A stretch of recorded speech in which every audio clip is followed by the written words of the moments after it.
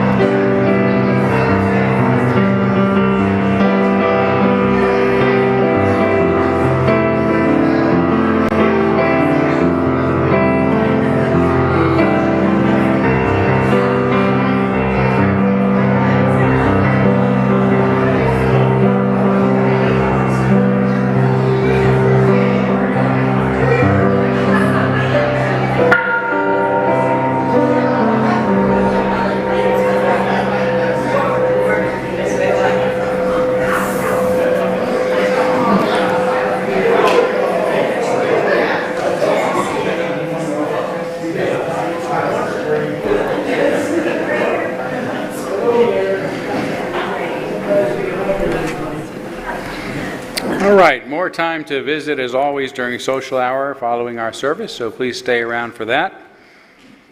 We're going to move forward now by lighting our chalice, the symbol of our faith, the symbol of our unity and our solidarity, of our openness and our inclusion, of our community and our individual uniqueness.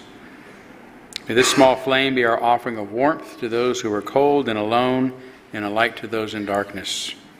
May it be a flame that ignites justice in our world and a beacon of hope to those in need, and may it reflect at least a spark of truth wherever truth has been lost, and cast a healthy shadow of doubt wherever it's been found.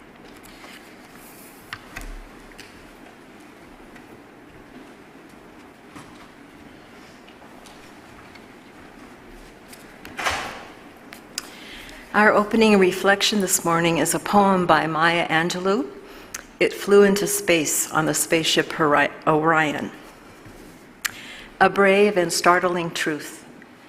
We, this people on a small and lonely planet, traveling through casual space, past aloof stars, across the way of indifferent suns, to a destination where all signs tell us it is possible and imperative that we learn a brave and startling truth.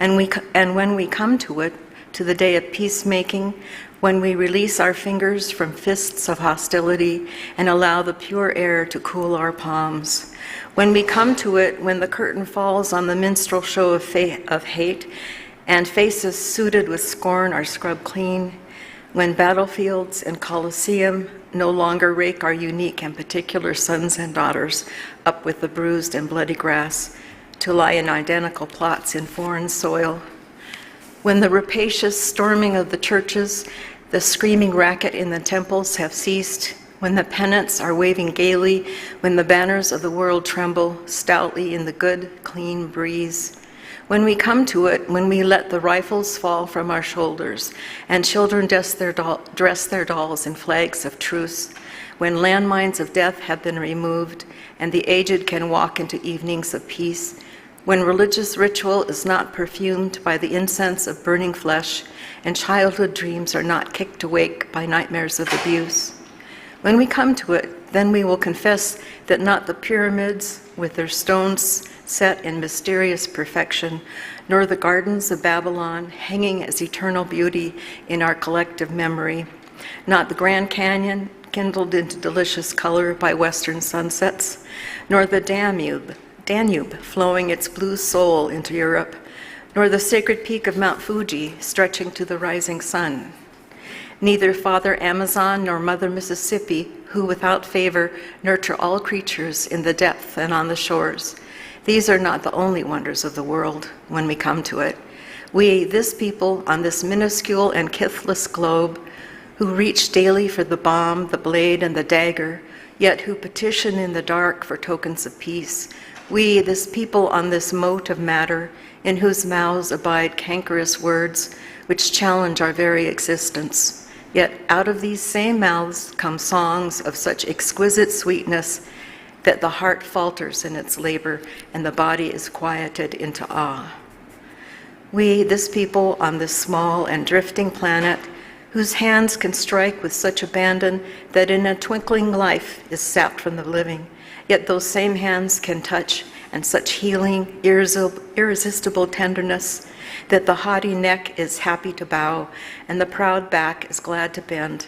Out of such chaos, of such contradiction, we learn that we are neither devils nor divines. When we come to it, we, this people on this wayward floating body created on this earth, of this earth, have the power to fashion for this earth a climate where every man and every woman can live freely without sanctimonious piety, without crippling fear. When we come to it, we must confess that we are the possible, we are the miraculous, the true wonder of this world. That is when, and only when, we come to it.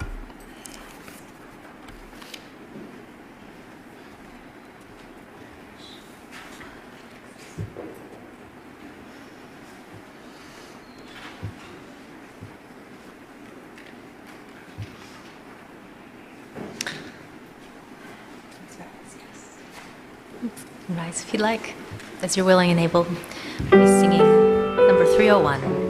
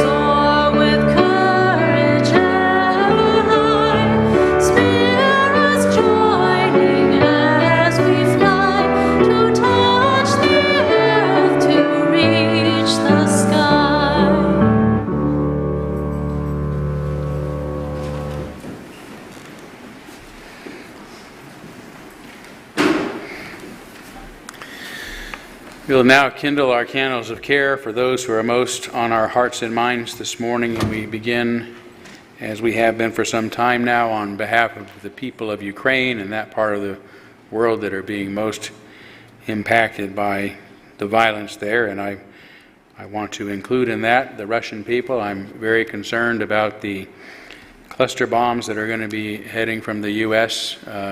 In that direction.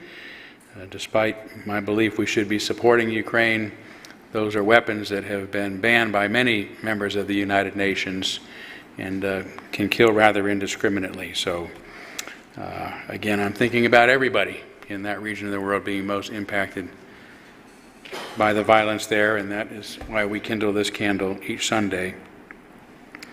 I also had a request from our good friend Reverend Happy Watkins, who actually suffered a mild stroke last week, and he's doing okay.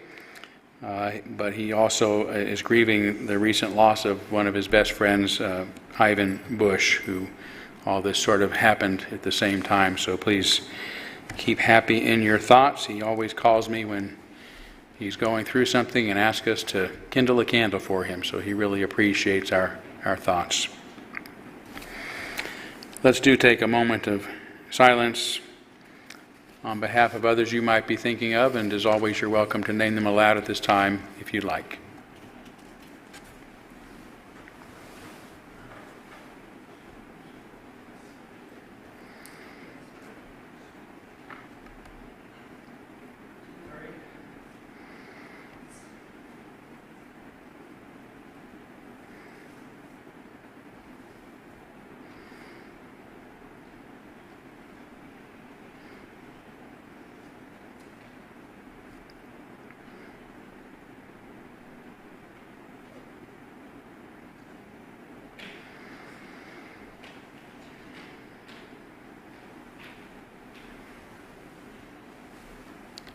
Those named aloud and those embraced in our silence, and all those who are suffering in our world at this hour, we hold in our community with compassion.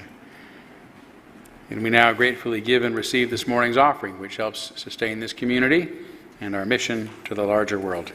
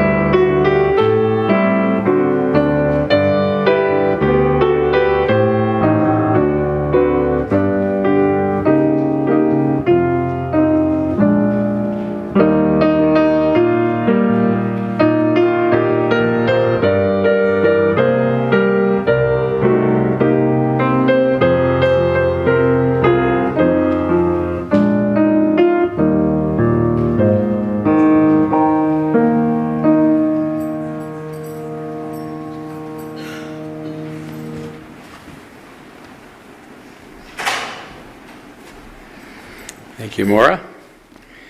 It is time for our story for all ages, so if any of the young people in the room would like to come up closer, we have this wonderful soft floor for you to sit on,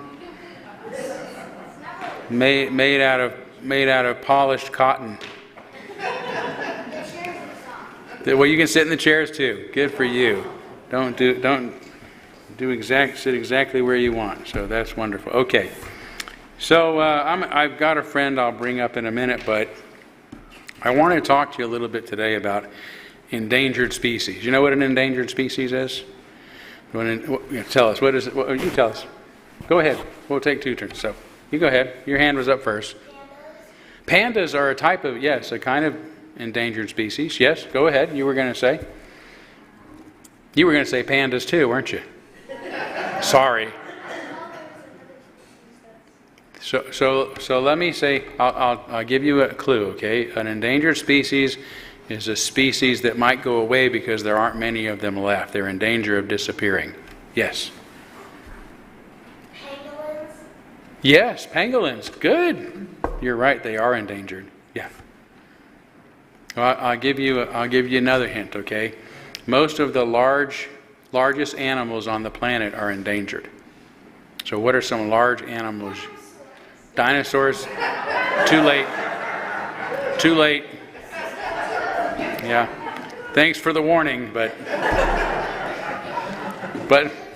yeah, see, they've gone extinct. Yes, there's none left. Or you can find like a random island and just do like what the people in Jurassic Park do and just make new dinosaurs. Go to Jurassic Park and make new dinosaurs. We might have to do that at some point. Okay, let's open it up. What are some endangered species you can think of? We'll open it up to everybody. Elephants, rhinos. What was it?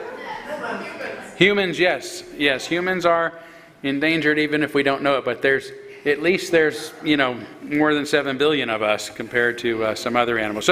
So here, elephants, giraffes, giant sea turtles, chimpanzees, gorilla, orangutans, all of our closest relatives, sea lions, panda bears, cheetahs, whales, leopards, tigers, rhinos, and polar bears. Yeah. And humans, yes. So all of the largest wild animals are endangered because they are losing their natural habitat due to climate change and humans using their habitats for our own purposes. Right?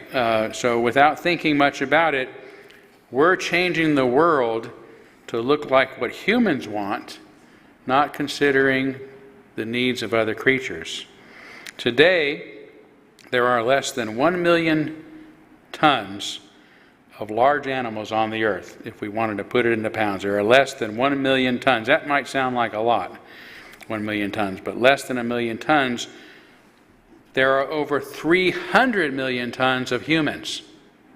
Just to give you an idea, there are less than 250,000 chimpanzees on the planet, our closest human relative. But there are too many animals that we like and that we use. So, for example, there are 21 billion cows, pigs, and chickens on the planet. Do you think human population has exploded? 21 billion cows, pigs, and chickens. There are only 200,000 wolves left in the world. You know how many dogs there are in the world? Like one for every human. Just about one for every human. Not quite, but 400 million. 400 million. What kind of turtles? Leatherback turtles are almost extinct too, yeah. Another endangered species. Okay, there are 500,000 tons of whales.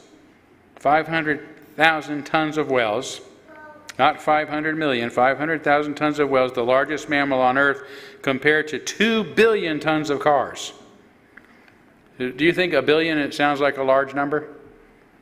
Let me give you an idea of what a billion sounds like. Okay, so I want you to say count to 10 for me. 1, 2, 3, 4, 5. Okay, so let's just stop at 5. Now, if you counted like that from 1 to a billion, you would be 31 years older before you were done, and that's without taking any breaks. Yes. Yes, a billion is a very big number. So when we say there's 2 billion tons of cars, that's a lot of... What about Googleplex? Googleplex? I don't know. Okay, now, let me move on, okay? So,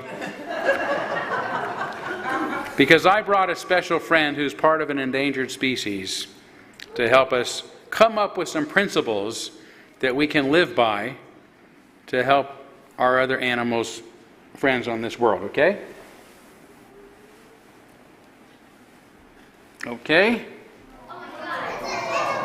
It's a polar bear. Yes, this is actually a very special polar bear. This is Nora, a polar bear. She was born in captivity on November 6, 2015, which makes her 7 years old. And she...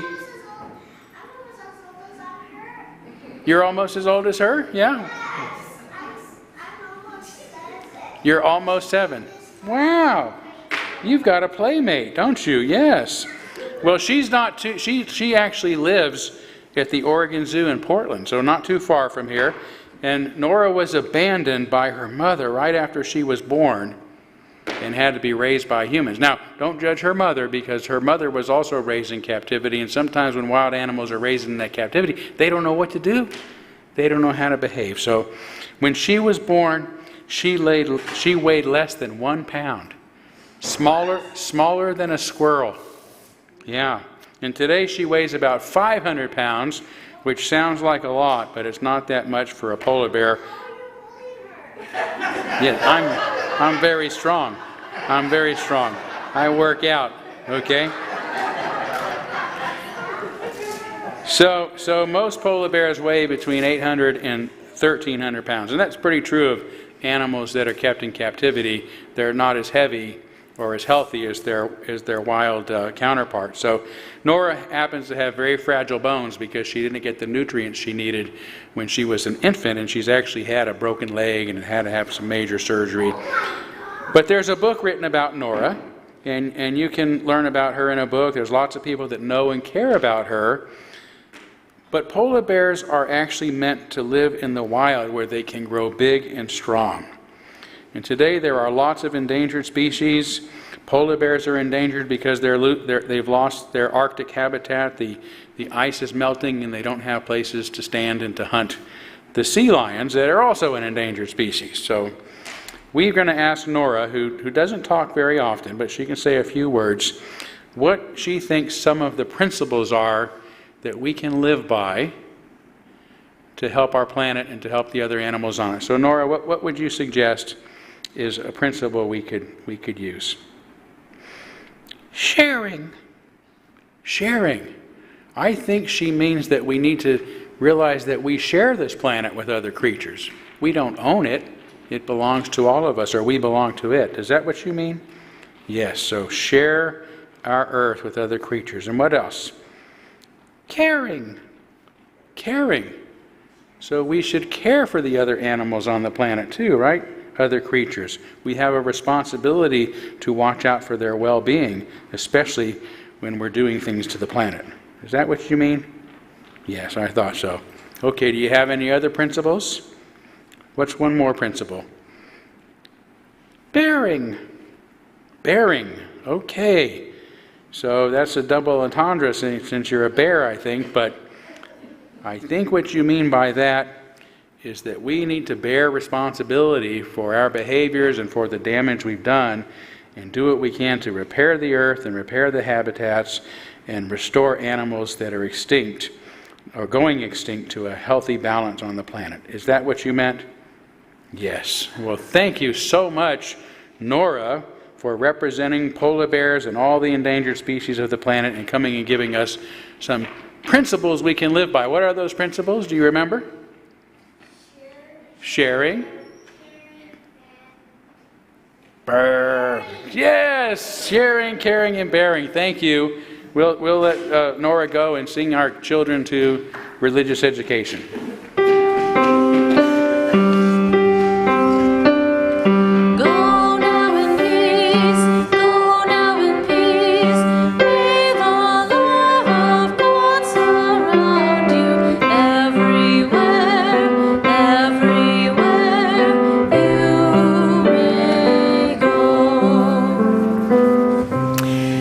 Now is the time in our service for meditation. I invite you to find a comfortable, receptive posture, feet on the ground, eyes closed if you wish.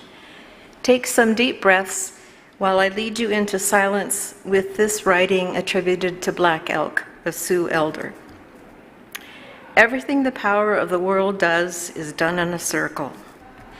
Everything the power of the world does is done in a circle. The sky is round, and I have heard that the earth is round like a ball, and so are all the stars. The wind in its greatest power whirls. Birds make their nests in circles, for theirs is the same religion as ours. The sun comes forth and goes down again in a circle. The moon does the same, and both are round. Even the seasons form a great circle in their changing, and always come back again to where they were. The life of a man is a great circle from childhood to childhood, and so it is with everything where power moves.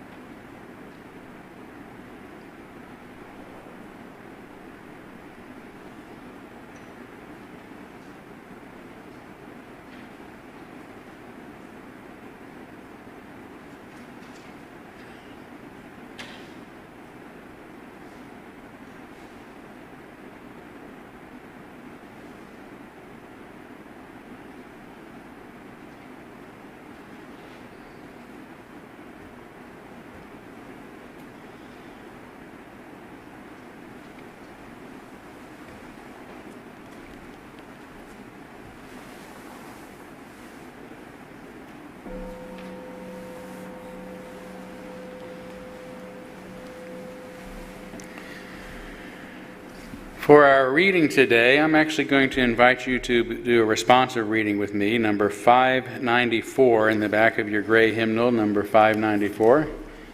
Thank you, Madeline. Number 594. I'm going to be speaking a bit about principles today, and I thought it might be helpful for some to familiarize ourselves with the so-called 7 principles I'll make some mention to.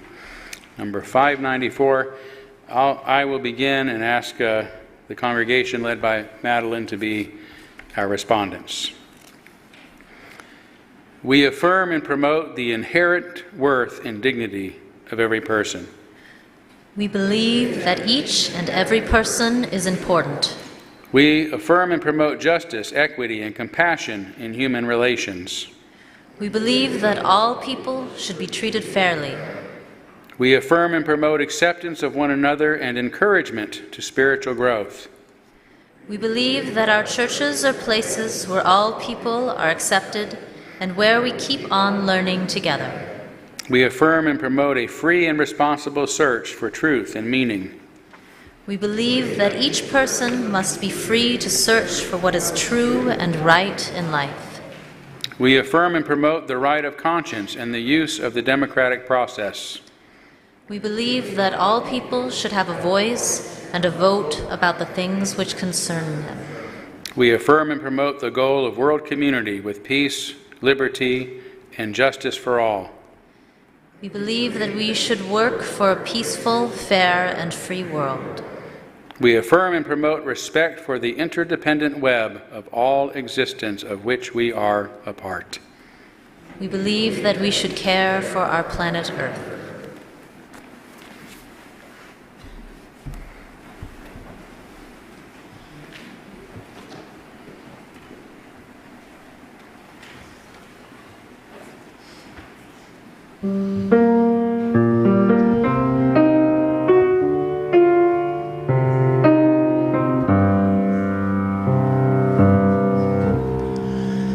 Summertime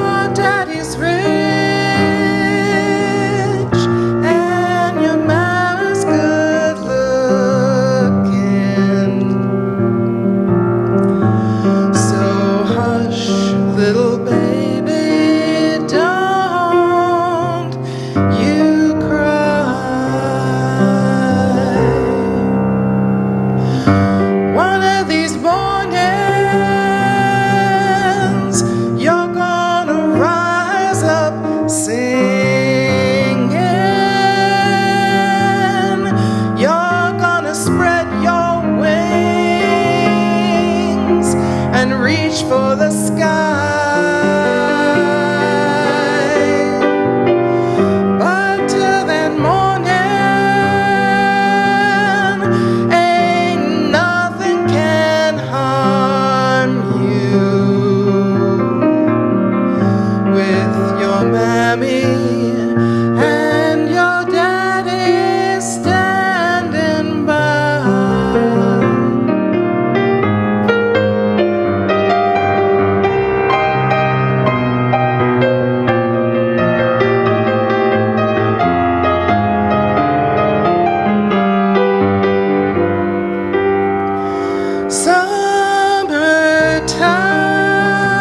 Summertime and the living is easy. Fish are jumping and the cotton is high. Your daddy's rich and your mammy's good looking. So hush, little baby, don't you cry.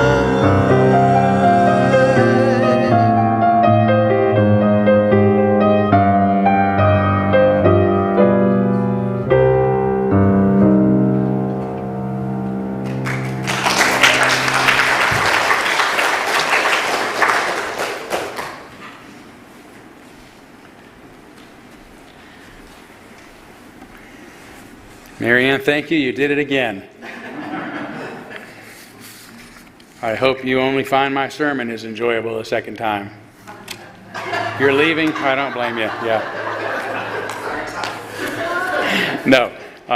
No apologies necessary. I would have stayed twice for your song, but I don't expect you to stay twice for my sermon. But thank you so much for being here and for sharing your incredible talent with us.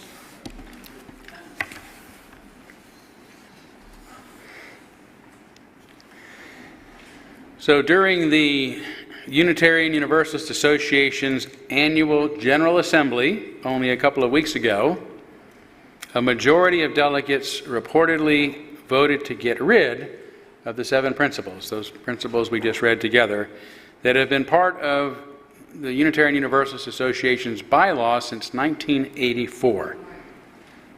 Since then, many came to consider them our religion's defining statements. And some were disturbed and surprised to suddenly learn of a desire to disregard them. This decision to permanently eliminate them will have to be ratified during next year's General Assembly by a 3/4 majority, which means if 26% or more of the delegates vote against it, the 7 principles will be preserved in the association's bylaws. As awareness regarding the illiberal turn the UUA has taken continues to mount in the coming months, getting 26% opposition is not out of the question. But there's another far better and far more important option. Just keep living by these principles, no matter what the UUA or anybody else does with them, or where they put them. Hold them in your heart. Hang them on your own wall.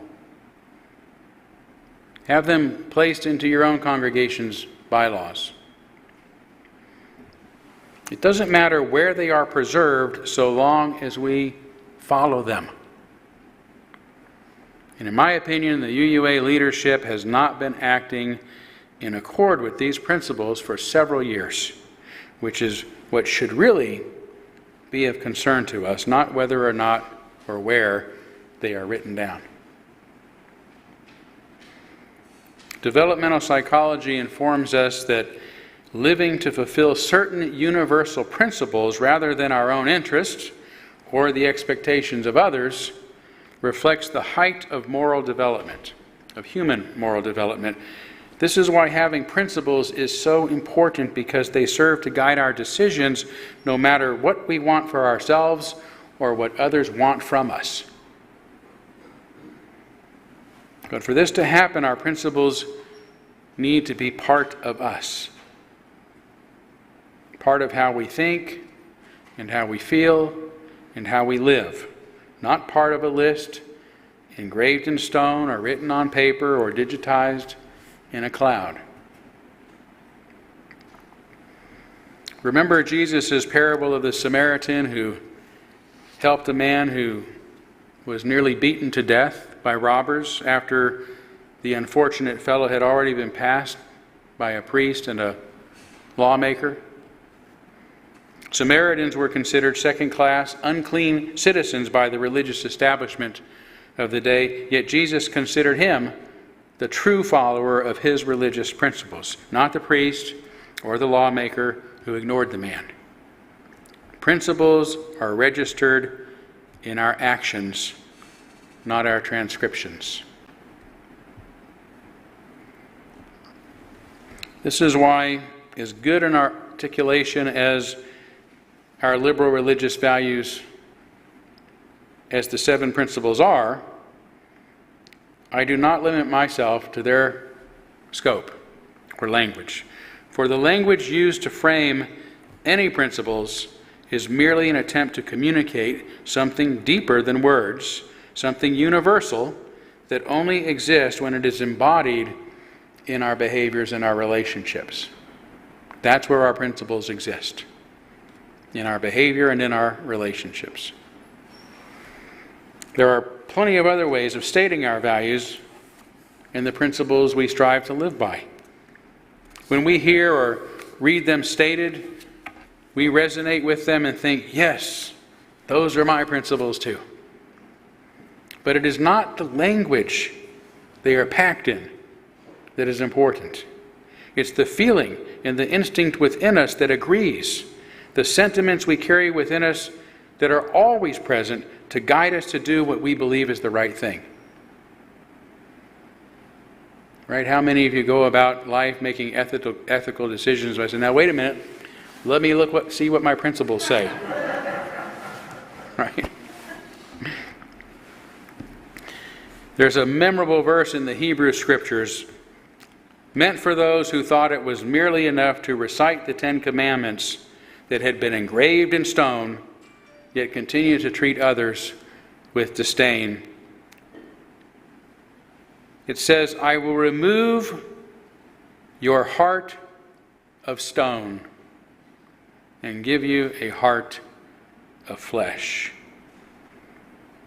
And I will put my spirit within you and cause you to walk in my statutes and carefully observe my ordinances. That's the only meaningful place for our values, for our principles and purposes to dwell within us, spiritually and philosophically, so that we are ready to express them in deeds, not through our words. When they dwell and thrive within us, we also free ourselves to find them elsewhere expressed in a variety of ways, ways we cannot realize if they are only dead inscriptions stored in stone, or digital tablets as sacred, holy, unalterable Scripture to be revered rather than adhered. Consider the following 4 principles, for example. Do they reflect your values, even though they're stated differently than any of our 7 principles? All human beings are born free and equal in dignity and rights. They are endowed with reason and conscience and should act towards one another in a spirit of brotherhood. Everyone has the right to life, liberty, and security of person. No one shall be subjected to torture or to cruel, inhuman, and degrading treatment or punishment. Everyone has the right to recognition everywhere as a person before the law. That's just 4 of 30 articles contained in the Universal Declaration of Human Rights passed by the United Nations in 1948. That was 75 years ago, and we don't think much about them or even remember that they exist. But my guess is that they still resonate with most of us. When we do hear them, we consider them our principles.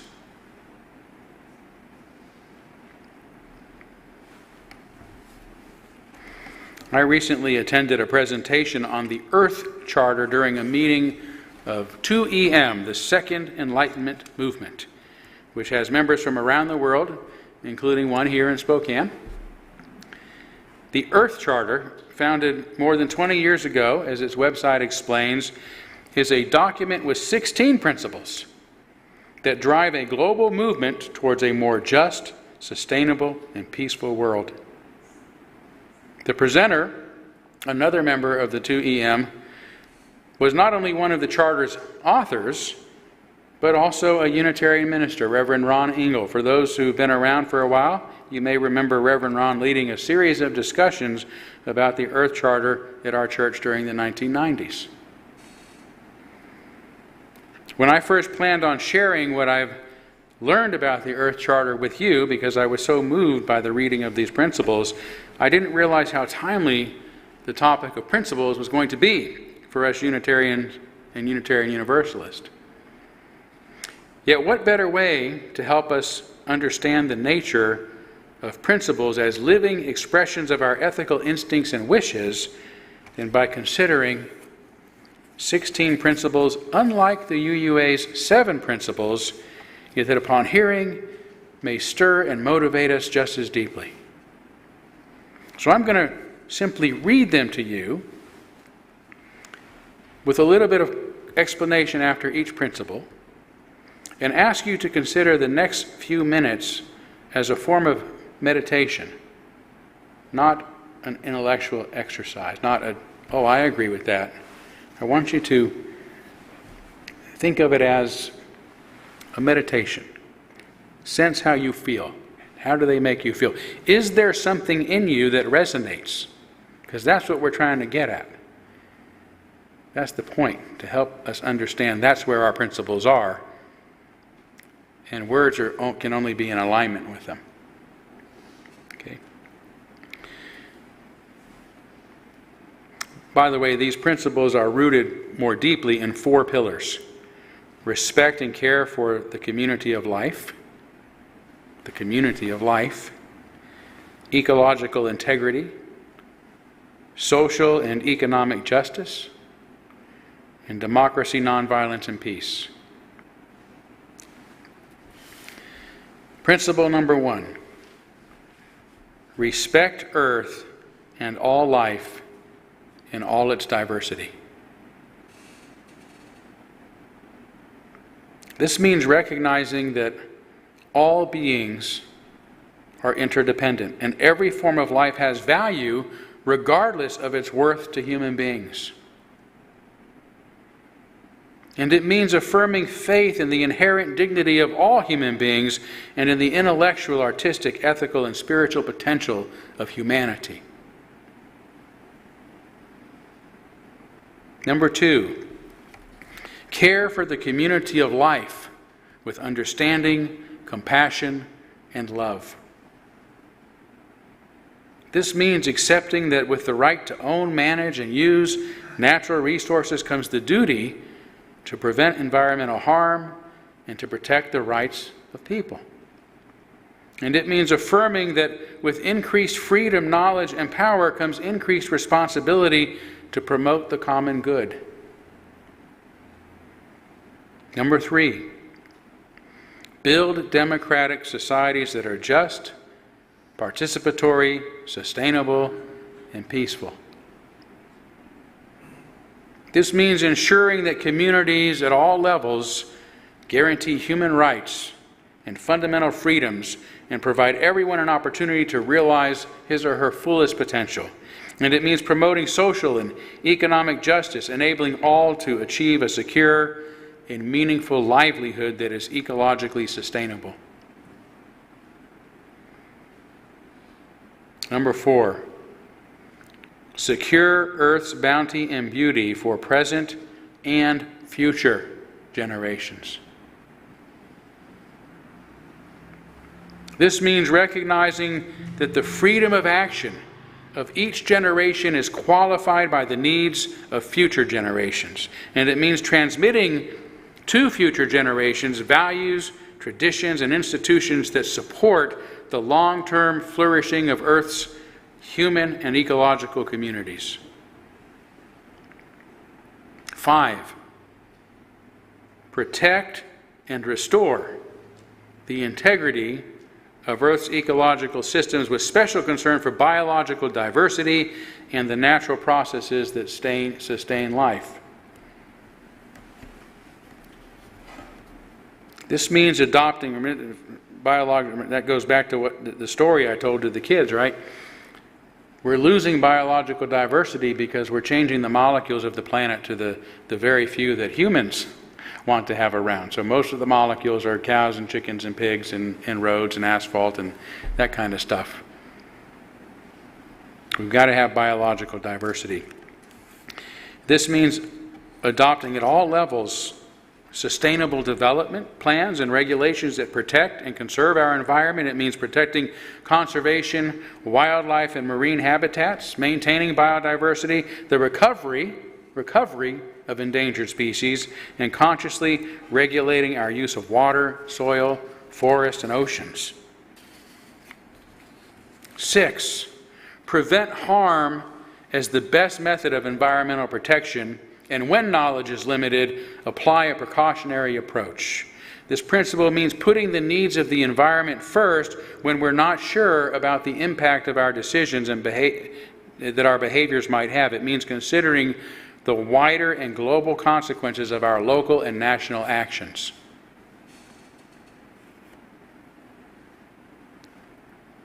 7, adopt patterns of production, consumption, and reproduction that safeguard Earth's regenerative capacities, human rights, and community well-being. This means doing what we already know we must. I've heard it for years: reduce, reuse, and recycle as much as possible. It means conserving and using renewable energy like solar and wind, and it means sharing environmentally sound technologies with the world in ways that are fair and affordable for everyone, and it means human population control, including proper sex education and easy access to birth control. 8, advance the study of ecological sustainability and promote the open exchange and wide application of the knowledge acquired. This means there must be international scientific and technical cooperation on sustainability with special attention to the needs of developing nations, listening to all peoples on the planet and ensuring information vital to human health and environmental protection remains in the public domain.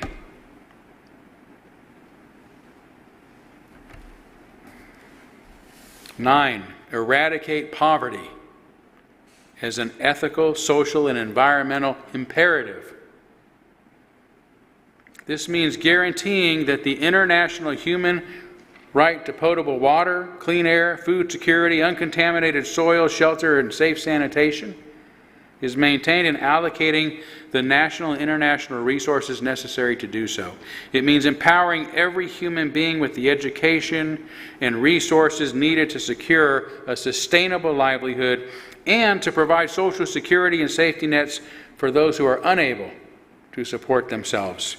And it means protecting the most vulnerable in the world so that they too can develop to their fullest potential as individuals.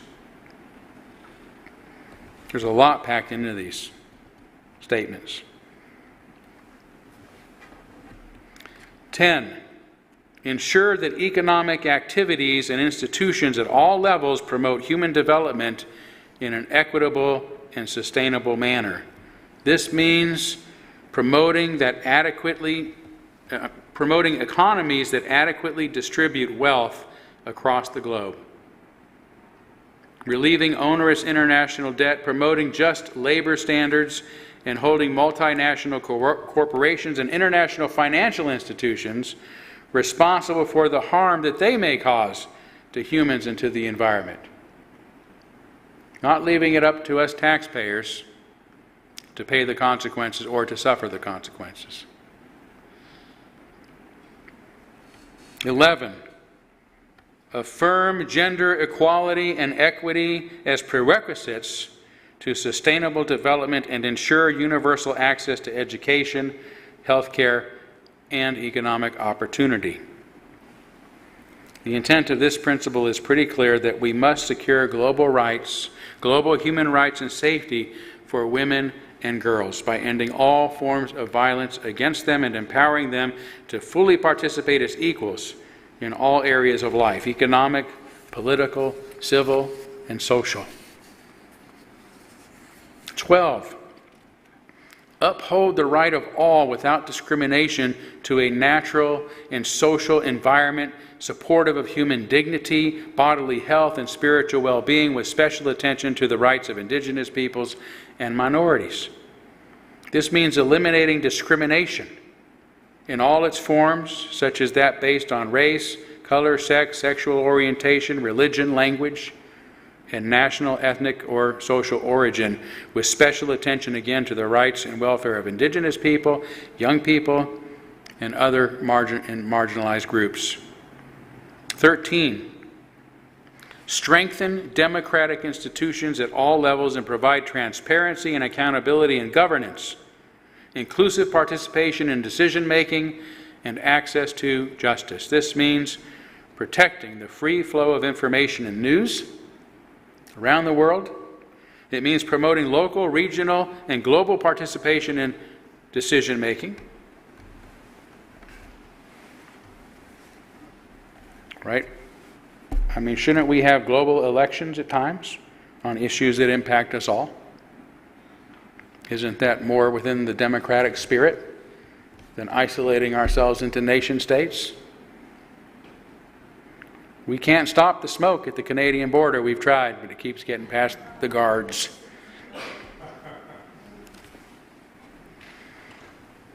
It means protecting freedom of speech, including the right of dissent and public protest. It means access to fair and independent courts and equal treatment under the law for everyone. 14. Integrate into formal education and lifelong learning the knowledge, values, and skills needed for a sustainable way of life. This principle is unambiguous. We need to use schools, the arts and humanities, the sciences, mass media to provide the information and learning necessary to understand the moral and spiritual necessity of caring for the earth and its environments. We need to raise a generation to do things differently.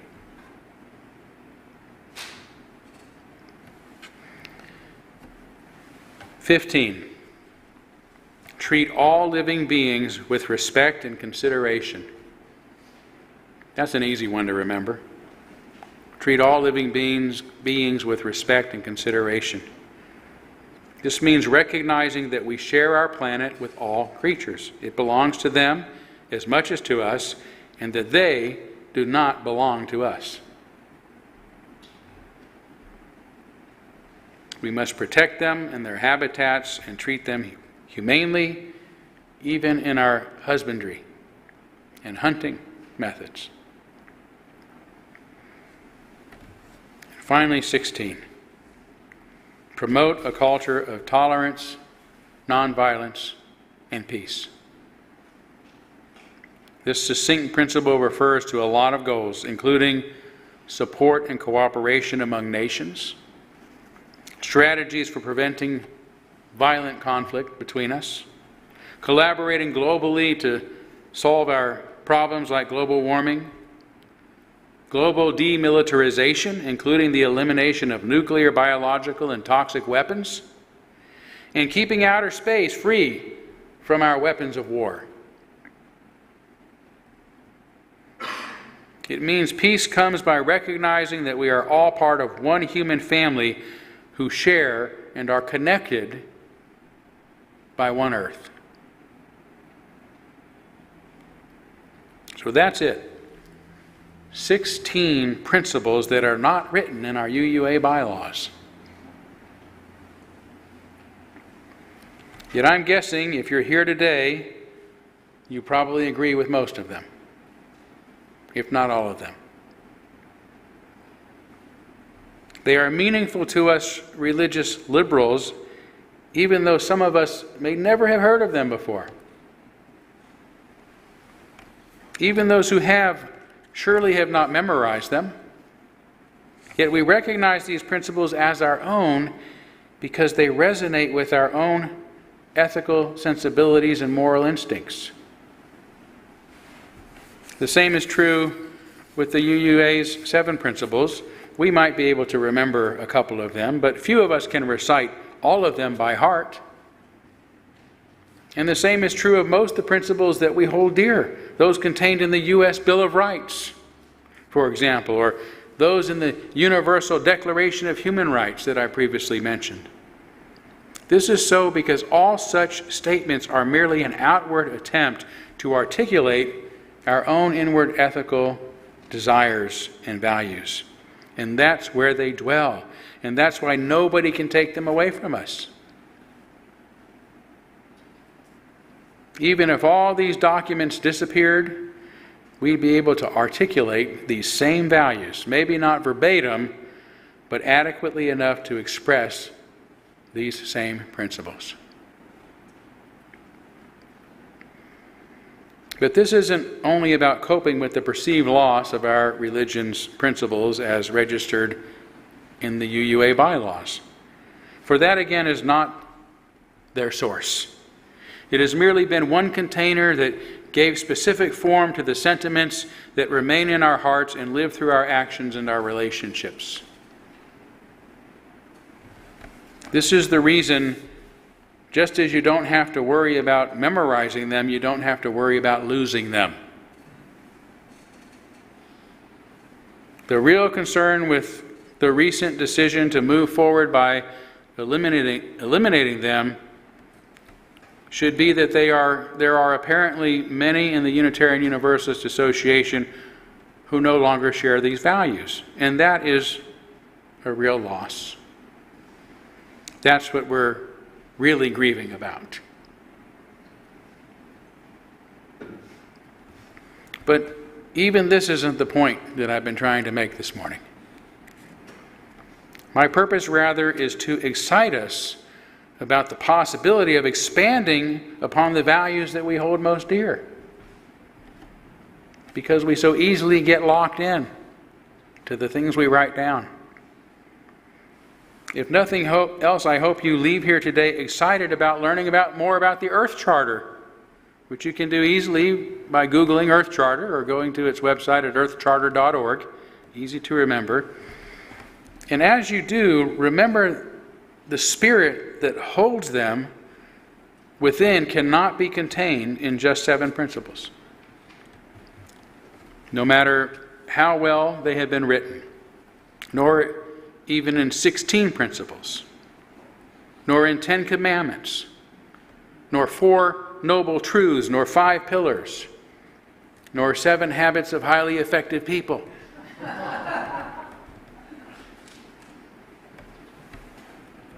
Yet this is our human tendency, to project our inward beliefs outward, where we risk turning them into sacred cows, into dead words engraved in cold stone, or into holy scriptures, or tucked away in a file or in a frame on our wall or in a set of bylaws, comforted by merely knowing that where they are, should we want to take a nostalgic glance at them now and again to remember what it is we say we believe. The Hebrews called this idol worship, idolatry. Instead, you could go home today, or this week, or sometime else, and write down your own guiding principles in your own words. And I encourage you to do so. And I'll bet they are different than the 7 principles or the Earth Charter 16 principles. But I'm also guessing they will in some ways express similar values. Then after you've written them down and are through admiring and considering how brilliant they are, and maybe having shared them with others, delete them. Delete them from your hard drive or recycle them in your recycling bin. For the point of this exercise is not to fashion another idol, but to prove only that your principles were inside you all along. And that's where they must dwell, made manifest not in your words, but in your deeds. Thank you. Thank you. Thank you.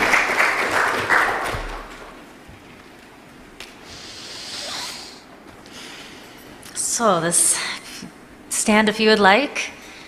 This last song, as I said in the last service, thank you, Todd, is a rocker.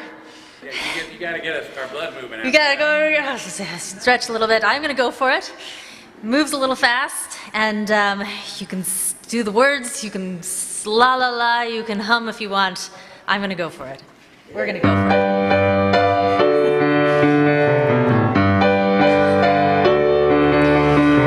All the world over, it's so easy to see. People everywhere just wanna be free. Listen, please listen, that's the way it should be. Peace in the valley, people got to be free.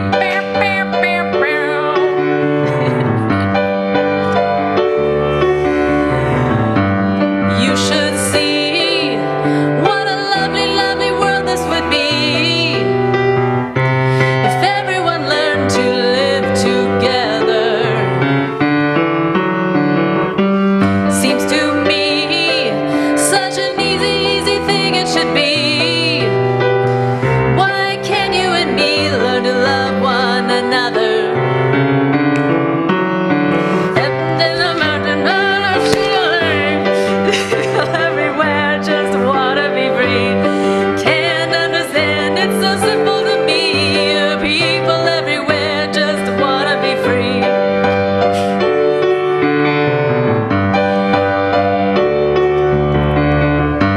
If there's a man who is down and needs a helping hand, all it takes is you to understand and to pull him through. Seems to me we got to solve it individually, and I'll do unto you what you do unto me. They'll be shouting from the mountain on out to the seas. No two ways about it, people have to be free. Ask me my opinion will be it's a natural situation for a man to be free.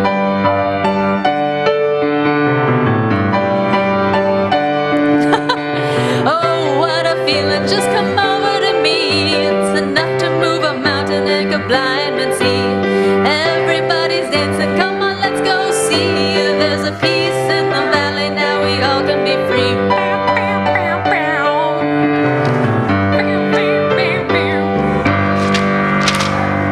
Thanks. Good job.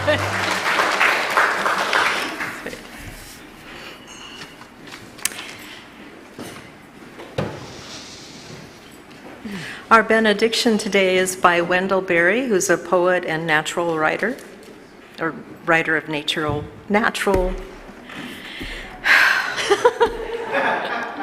You know what I mean. Okay. We have lived our lives by the assumption that what was good for us would be good for the world. We have been wrong. We must change our lives so that it would be possible to live by the contrary assumption, that what is good for the world will be good for us. And that requires that we make the effort to know the world and learn what is good for it. Amen, blessed be, salam alaikum, and shalom.